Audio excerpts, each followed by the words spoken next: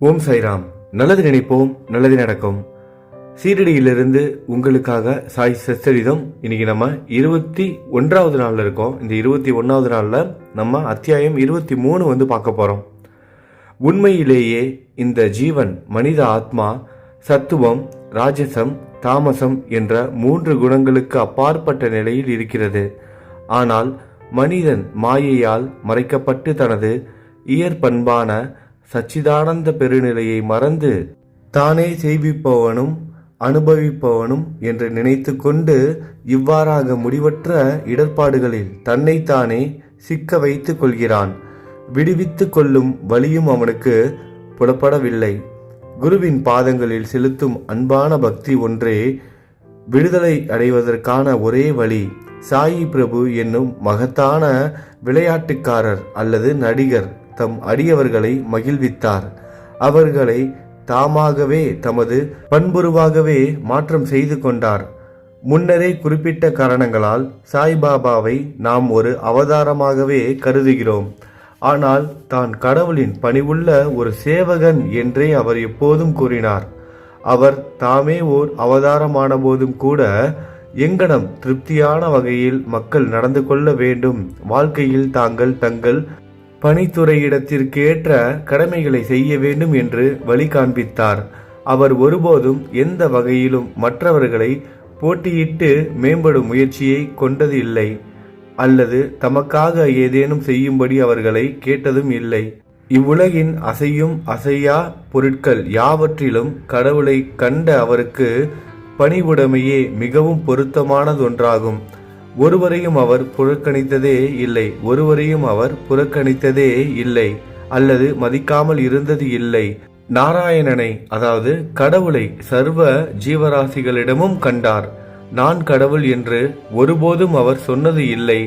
ஆனால் தான் ஒரு பணிவுள்ள சேவகன் என்றும் எப்போதும் அவரை நினைவில் வைத்திருப்பதாகவும் கூறினார். அல்லாஹ் மாலிக், இறைவனே எஜமானன் என்று எப்போதும் உச்சரிப்பார். பல்வேறு வகையான முனிவர்களை எல்லாம் நமக்கு தெரியாது. எங்கனம் அவர்கள் நடந்து கொள்கிறார்கள், என்ன செய்கிறார்கள், எதை சாப்பிடுகிறார்கள் என்பதெல்லாம் நாம் அறியோம். அறியாமையிலுள்ள பிணிக்கப்பட்ட ஆன்மாக்களை விடுவிப்பதற்காக கடவுள் அருளால் அவர்கள் இவ்வுலகத்தில் தங்களை அவதரித்து கொள்கிறார்கள். நல்வினைகளின் சேமிப்பு ஏதேனும் நமது கணக்கில் இருக்குமானால் முனிவர்களின் கதைகள் அல்லது லீலைகளை கேட்பதற்கு நமக்கு ஒரு ஆர்வம் அல்லது சுவாரஸ்யம் ஏற்படுகிறது. அல்லாவிடில் கேட்பதற்கு ஆர்வம் இயலாது. இந்த அத்தியாயத்தின் முக்கிய கதைகளுக்கு இப்போது திரும்புவோம்.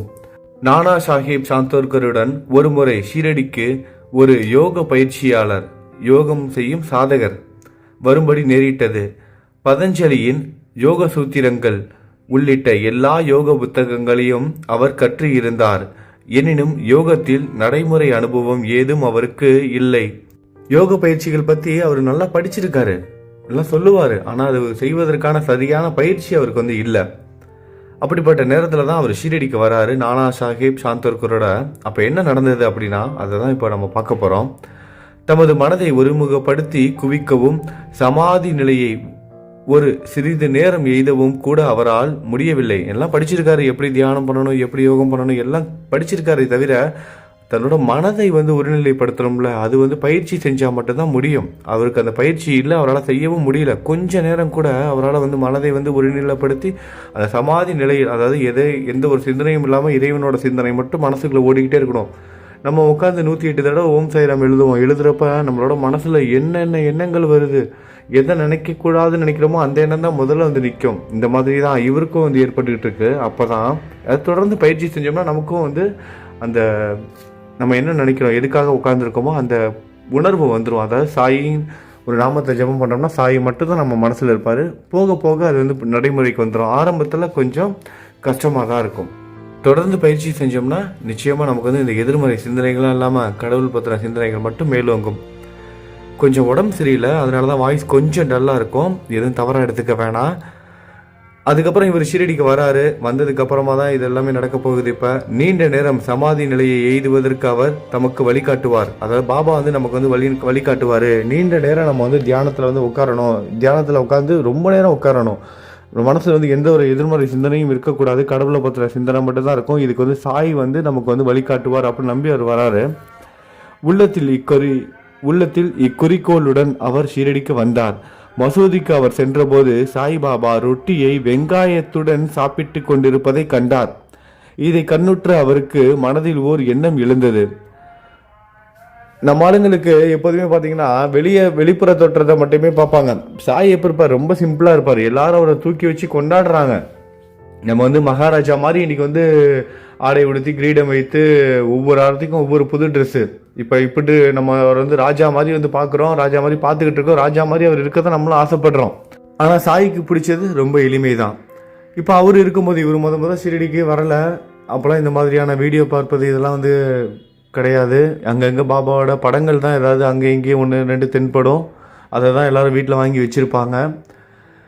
அப்பயும் பார்த்தீங்கன்னா பாபா இந்த மாதிரி நம்ம வீட்டில் வச்சுருக்க மாதிரி ஃபோட்டோவில் வச்சுருக்க மாதிரிலாம் ரொம்ப அழகாக அலங்காரம் பண்ணி கிரீடம்லாம் வச்சு இந்த மாதிரிலாம் இருக்காது. பாபா தத்ரூபமாக எப்படி இருப்பாரோ அதுதான். அதாவது ரொம்ப எளிமையான ஆடைகள் உடுத்தி இந்த மாதிரி தான் இருந்திருப்பார். இவர் அந்த மாதிரி படங்களை கூட பார்த்ததில்லை போல் பாபாவை.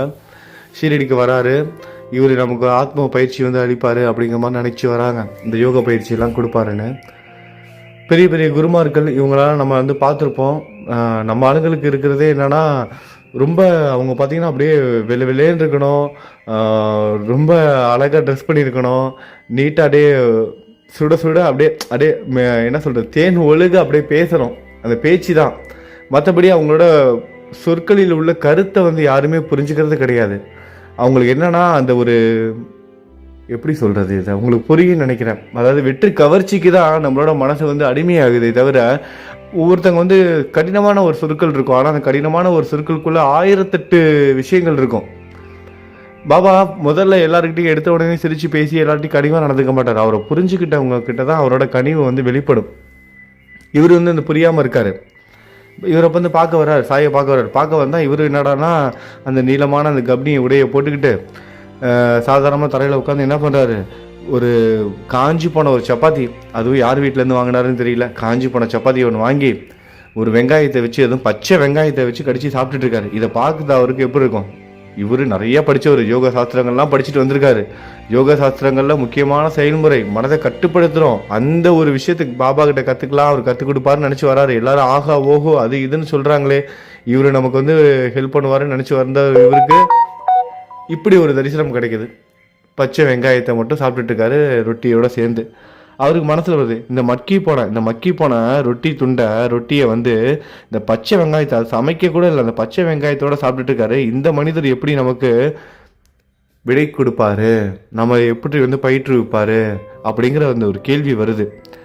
சாய்பாபா அவரது உள்ளத்தை படித்தறிந்து அவர் முன்னாடி உட்காந்து அவர் யோசிக்கிறது பாபாவுக்கு எப்படி தெரியாமல் இருக்கும். அவர் தான் சர்வ வியாபியாச்சே.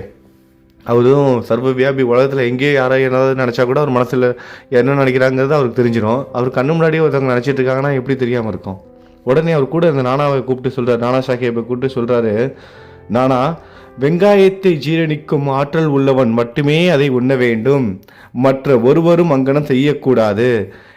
இப்படி இவர் சொன்ன உடனே, நானா சாஹேப்பை பார்த்து சொன்ன உடனே அதை பக்கத்தில் இருந்த அந்த யோகி ஆசிரியர் அவர் வந்து அந்த யோகி வந்து ஆச்சரியத்தால் செயலிழந்து போகிறாரு. எப்படா நம்ம மனசில் நினச்சது இவருக்கு தெரிஞ்சது அப்படின்னு. பின்னர் பூரண சரணாகதியுடன் பாபாவின் பாதங்களில் அவர் வீழ்ந்தார்.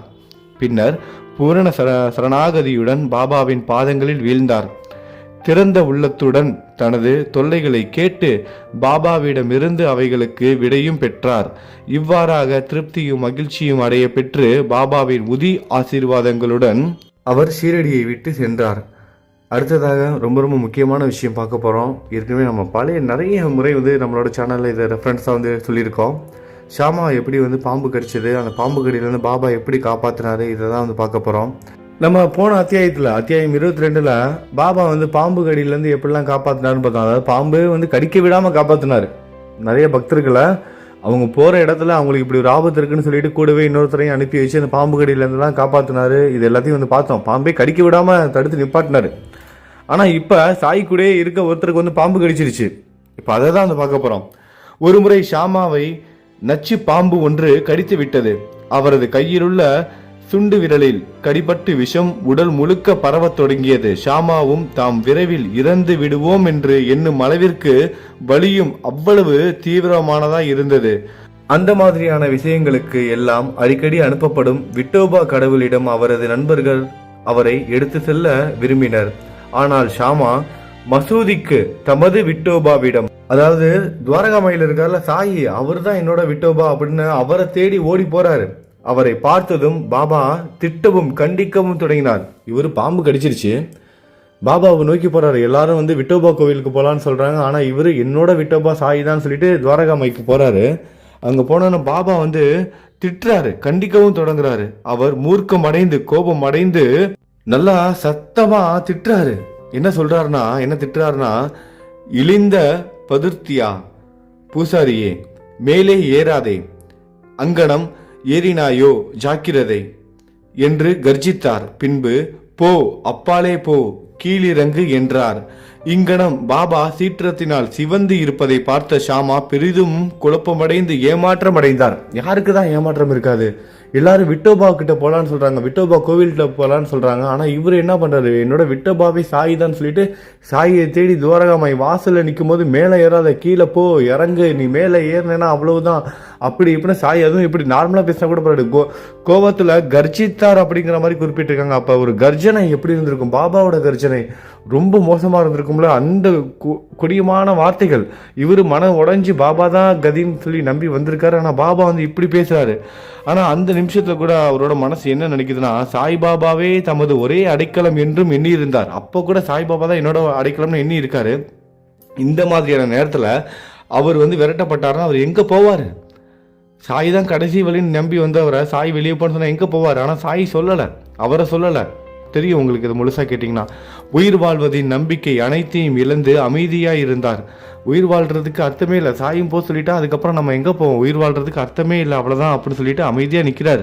சிறிது நேரத்திற்கு பிறகு பாபா சாதாரணமாகவும் அமைதியாகவும் ஆனார். கொஞ்ச நேரத்துக்கு அப்புறம் அந்த கர்ஜனை எல்லாம் அடங்கி பாபா வந்து நார்மலா ஆகிறாரு. அப்போது ஷாமா மேலே சென்று அவர் அருகில் அமர்றாரு. பாபாவோட அந்த சாந்தம் வந்ததுக்கு அப்புறம் ஒரு என்ன சொல்றது, நரசிம்ம அவதாரம் எடுத்த பாபா மாதிரி அந்த நரசிம்ம இதெல்லாம் பண்ண லட்சுமி தேவி மடியில் உட்கார்ந்ததுக்கப்புறம் நரசிம்ம அவதாரம் பெருமாள் வந்து சாந்த நிலையிடுவாங்க. அந்த மாதிரி சாந்த நிலையெல்லாம் அடைஞ்சதுக்கு அப்புறமா தான் பிரகலாதன் வந்து பக்கத்தில் போவான். அந்த மாதிரி ஷாமா வந்து போறாரு பக்கத்தில். பின்னர் பாபா அவரிடம், பயப்படாதே, எல்லளவும் கவலைப்படாதே. பாபா சொல்றாரு ஷாமாவை பார்த்து, பயப்படாத, கிட்டத்தட்ட உடம்பு ஃபுல்லா விஷம் ஏறிடுச்சு, பயப்படாத, எல்லளவும் கவலைப்படாதே. கருணையுள்ள பக்கிரி உன்னை காப்பாற்றுவார்.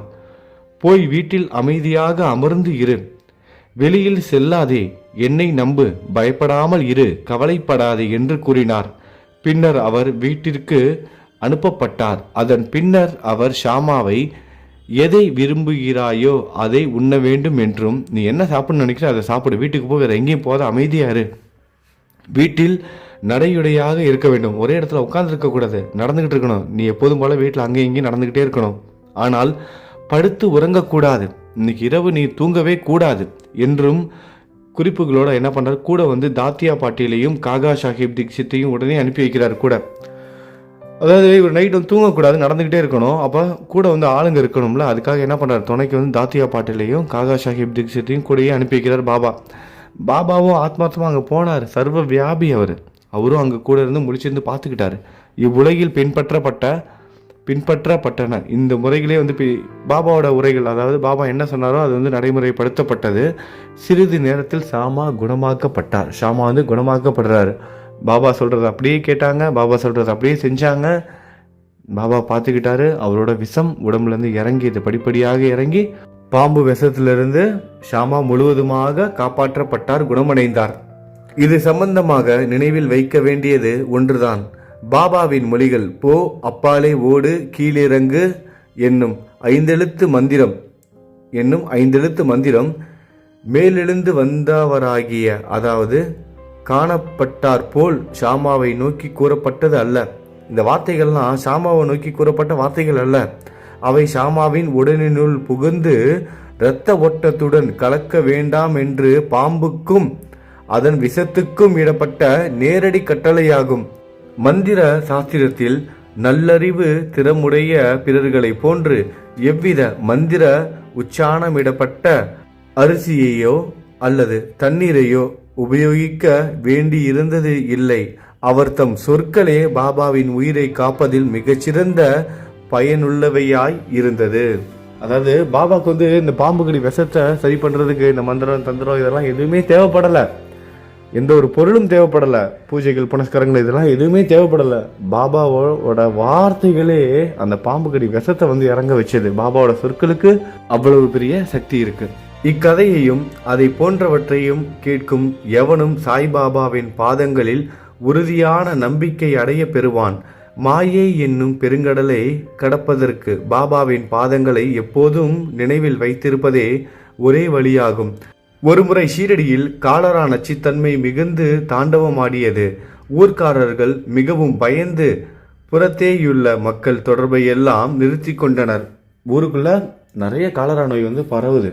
அப்போ என்ன ஆகும், பக்கத்து வீட்டில் அங்கே இங்கேன்னு காலரா நோய் வரும்போது வெளியே இருக்க தொடர்பெல்லாம் கம்மி பண்ணிக்கோம்ல. யாரும் பக்கத்து வீட்டுக்கு போக மாட்டோம், அவங்க வீட்டிலேருந்து தண்ணி கூட வாங்கி குடிக்க மாட்டோம், ஏன்னா நமக்கும் காலரா வந்துடும் சொல்லிட்டு மக்கள் எல்லாம் தொடர்பெல்லாம் கட் பண்ணிக்கிறாங்க.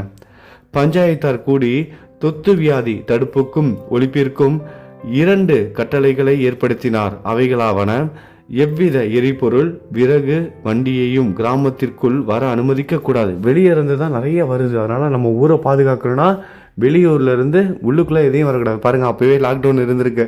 யாரும் உள்ளுக்குள்ள இருந்து வெளியவும் போகக்கூடாது, வெளியூர்ல இருந்து ஊருக்குள்ளேயும் எதுவும் வரக்கூடாதுன்னு லாக்டவுன் பண்றாங்க. அங்கு ஒரு ஆடு கூட கொல்லப்படக்கூடாது. எவரேனும் இக்கட்டளைக்கு கீழ்ப்படியாமல் இருந்தால் கிராம பஞ்சாயத்தார்களாலும் அதிகாரிகளாலும் அபதாரம் விதிக்கப்படுவர். இவைகளை எல்லாம் வெறும் மூட நம்பிக்கை என்று பாபா அறிந்தவராதலால் காலரா கட்டளைகளை சிறிதளவும் லட்சியம் செய்யவில்லை. இக்கட்டளைகள் முதலில் அமலில் இருக்கும்போது ஒரு எரிபொருள் வண்டி அங்கு கிராமத்திற்குள் நுழைய விரும்பியது. கிராமத்தில் எரிபொருள் பஞ்சம் இருந்தது, எல்லோருக்கும் தெரிந்திருந்தது. என்றாலும் மக்கள் எரிபொருள் வண்டியை விரட்ட ஆரம்பித்தனர். அத்தியாவசியமான பொருட்களை கூட ஊருக்குள்ள விட மாட்டாங்க. இது தப்பு தானே. பாபா அதனாலதான் இது மூட நம்பிக்கை, இந்த மாதிரிலாம் இருக்கக்கூடாதுன்னு சொல்றாரு. அத்தியாவசியம் உணவுப் பொருட்கள்லாம் கண்டிப்பா வேணும், அது இல்லைன்னா அப்புறம் பசியிலே செத்துருவாங்கல்ல. அதனால எரிபொருள் வண்டி இல்லாம எப்படி சமைக்க முடியும்? பாபாவுக்கு இவைகளை எல்லாம் தெரிய வந்தன. அவர் அவ்விடத்திற்கு சென்று வண்டிக்காரனை மசூதிக்கு ஓட்டி வரும்படி கூறினார். பாபாவின் செய்கைக்கு எதிராக ஒருவரும் குரல் எழுப்ப தைரியமில்லை. அந்த ஊருக்கே தைரியம் இல்லை. பாபா என்ன பண்றாரு, வண்டியை மசூதிக்கு கூட்டிட்டு வராரு. ஆனா பாபாவோட செய்கையை எதிர்க்க யாருமே இல்லை அங்க சீரடியில். நினைச்சு பாருங்களேன், ஒருத்தர் இல்லை, 2 பேர் இல்லை, ஒரு ஊரே இருக்கு. அதுவும் வெவ்வேறு சமூகத்தை சேர்ந்தவங்களா இருக்காங்க. அப்படி இருந்தும் எல்லாரும் கட்டுப்பட்டு இருந்தாங்க. தமது துணிக்கு அவருக்கு எரிபொருள் தேவைப்பட்டது. துணிக்கு எரிவதற்கு எரிபொருள் வேணும். துணிய பாபா அணைய விடுவாரா? அந்த அக்னி எரிஞ்சுக்கிட்டே தானே இருந்தாகணும். அதனால என்ன பண்றாரு, அந்த எரிபொருள் வண்டியை மசூதிக்கு கூட்டிட்டு வர்றாரு, துவாரகாமாய்க்கு. எனவே அவர் அதை வாங்கினார். அக்னிஹோத்ரி தனது புனித நெருப்பை தன் வாழ்நாள் முழுவதும் எரிய விடுவது போன்றே பாபா தமது துணியை இரவும் பகலும் எரிய விட்டார். இதற்காக அவர் எப்போதும் எரிபொருளை சேமித்து வைத்திருந்தார். பாபாவின் வீடான மசூதி அனைவருக்கும் தடைகளற்றும் திறந்து வைக்கப்பட்டும் இருந்தது. அதற்கு பூட்டோ சாவியோ கிடையாது. அங்கிருந்து சில ஏழைகள் தங்கள் உபயோகத்திற்காக விறகை எடுத்துக்கொண்டு சென்றனர். என்ன பண்ணார் பாபா, அந்த ஊருக்காரங்க எல்லாம் தெரிஞ்சு போச்சு, இவங்களை திருத்த முடியாது, ஆனால் விறகு தேவை, எரிபொருள் தேவை, ஆனால் இந்த வண்டியை விட மாட்டுறாங்க, நோய் பரவிடுன்னு பயப்படுறாங்க. அதனால பாபா என்ன பண்ணாரு, துணியை எரிக்கிற சாக்கில் துணிக்கு எரிக்கிற நெருப்பு வேணும்ல, அதுக்கான என்ன பண்ணாரு, அந்த வண்டியவே மொத்தமாக கொண்டு லோடை ஃபுல்லாக மசூதியில் இறக்கிட்டார், துவாரகாமாயில் இறக்கிட்டாரு. எந்த சாவியும் கிடையாது, திறந்து தான் இருக்கு. மக்கள் எல்லாம் என்ன பண்ணுறாங்க, வேறு வழி இல்லாமல் அங்கே விறகெல்லாம் எடுத்துகிட்டு போயிடுறாங்க அவங்க வீட்டில் சமைக்கிறதுக்காக. பாபா இதை கண்டு முணுமுணுக்கவில்லை. பிரபஞ்சம் அனைத்திலும் கடவுள் வியாபித்திருந்ததை அவர் கண்டார். பாபா எல்லாரும் அந்த கட்டையெல்லாம் எடுத்துட்டு போறாங்க, எரிபொருள்லாம் எடுத்துட்டு போறாங்கன்னு சொல்லிட்டு கொஞ்சம் கூட கவலைப்படவே இல்லை. பாபா இதை கண்டு முணுமுணுக்கவில்லை. பிரபஞ்சம் அனைத்திலும் கடவுள் வியாபித்திருந்ததை அவர் கண்டார். எனவே எவருடனும் அவர் பகையோ கெட்ட எண்ணமோ கொண்டது இல்லை. முழுவதுமாக துறந்தவராயினும் மக்களுக்கு ஒரு முன் உதாரணமாக இருக்கும் பொருட்டே அவர் இல்லறத்தார் போன்று வாழ்ந்தார். எல்லா மக்களுக்கும் நல்வழிப்படுத்தணும் அப்படின்னா அவங்க கூட இருந்து வாழ்ந்து காமிக்கணும். அப்போ தான் அவங்கள நல்வழிப்படுத்த முடியும். அதனால தான் முற்றும் துறந்தவராக இருந்தாலும் ஒரே இடத்துல இருந்து வாழ்ந்து காமிச்சாரு நம்மளோட சாயி. குரு பக்திக்கு கடுமையான சோதனை அடுத்தது நம்ம பார்க்க போகிறோம். 2வது காலரா கட்டளை பாபாவினால் எங்கனம் செயல்படுத்தப்பட்டது என்பதை தற்போது காண்போம். கட்டளை அமுலில் இருக்கையில் யாரோ ஒருவர் மசூதிக்கு ஒரு ஆட்டை கொண்டு வந்தார். அது பலவீனமாகவும் மூப்புடனும் இறக்கப்போகும் தருவாயிலும் இருந்தது. இத்தருணத்தில் மாலிகானை சேர்ந்த பக்கீர் பீர் முகமது என்ற படே பாபா அருகில் இருந்தார். சாய்பாபா அவரை அதை ஒரே வெட்டில் வெட்டி பலியிட்டு சமர்ப்பிக்கும்படி கேட்டார். இந்த படே பாபா என்பவர் சாய்பாபாவால் மிகவும் மதிக்கப்பட்டவர். சாய்பாபாவின் வலது புறத்திலேயே அவர் எப்போதும் அமர்ந்து இருந்தார். ஹூக்காவை அவர் முதலில் குடித்து பின்பு அது பாபாவுக்கும் பிறருக்கும் அளிக்கப்பட்டது. மதியான உணவு வேளையின் போது கறி வகைகள் எல்லாம் பரிமாறப்பட்ட பின்பு பாபா படே பாபாவை மரியாதையுடன் கூப்பிட்டு தமது இடது பக்கத்தில் அமர்த்தி பின்பு எல்லோரும் உண்டனர். தட்சிணையாக சேகரிக்கப்பட்ட பணத்திலிருந்தும் பாபா அவருக்கு தினசரி ரூபாய் 50 அளித்து வந்தார். அவர் போகும்போது பாபாவும் 100 அடி தூரம் வரை அவருடன் கூட செல்வார். பாபாவிடம் அவருக்கு இருந்த அந்தஸ்து அத்தகையது. ஆட்டை வெட்டும்படி பாபா அவரிடம் கேட்டபோது அவர் அதை திட்டவட்டமாக மறுத்துவிட்டார். எதற்கும் பயனின்றி அது ஏன் கொல்லப்பட வேண்டும் என்று அவர் கேட்டார். பின்னர் பாபா ஷாமாவை அதனை கொல்லும்படி கேட்டுக்கொண்டார். ராதாகிருஷ்ணமாயிடம் சென்று கத்தி ஒன்றை அவரிடமிருந்து வாங்கி வந்து அதை பாபாவின் முன்னால் வைத்தார். கத்தி எதற்காக வாங்கப்பட்டிருக்கிறது என்பதை அறிந்த ராதாகிருஷ்ணமாயி அதை திருப்பி எடுத்து கொண்டாள். பின்னர் ஷாமா மற்றொரு கத்தியை பெறுவதற்காக சென்று உடனே திரும்பி வராமல் காகா சாஹேப் தீக்ஷித்தின் வாதாவில் தங்கிவிட்டார். அப்போது காகா சாஹேப்பின் முறை வந்தது.